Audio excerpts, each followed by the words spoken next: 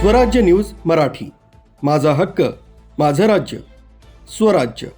नाशिक विधान परिषदेचा निकाल हा अपक्ष उमेदवार गोकुळ गीते यांच्या बाजूने लागलाय। शिवसेनेचे उमेदवार नरेंद्र दराडे यांचा पराभव झालाय। अपक्ष उमेदवार गोकुळ गीते यांना 357 मतं मिळालीये। 109 मतांच्या फरकानं अपक्ष उमेदवार गोकुळ गीते यांचा विजय झालाय, तर शिवसेनेचे उमेदवार नरेंद्र दराडे यांना 248 मतं मिळालीये। नरेंद्र दराडे यांच्याकडून नाराजी व्यक्त करण्यात येत आहे।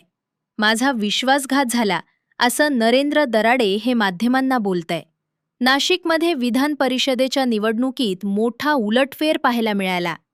अपक्ष उमेदवार गोकुळ गीते यांचा 109 मतांच्या फरकानं विजय झाला। गोकुळ गीते यांचा अभूतपूर्व विजय झालेला आहे।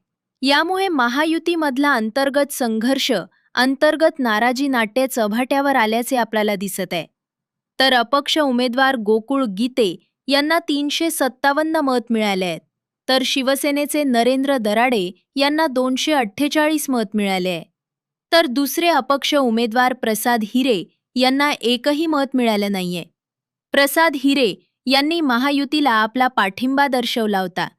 गोकुळ गीते यांच्या विजयानंतर त्यांच्या कार्यकर्त्यांकडून जल्लोष साजरा करण्यात येत आहे।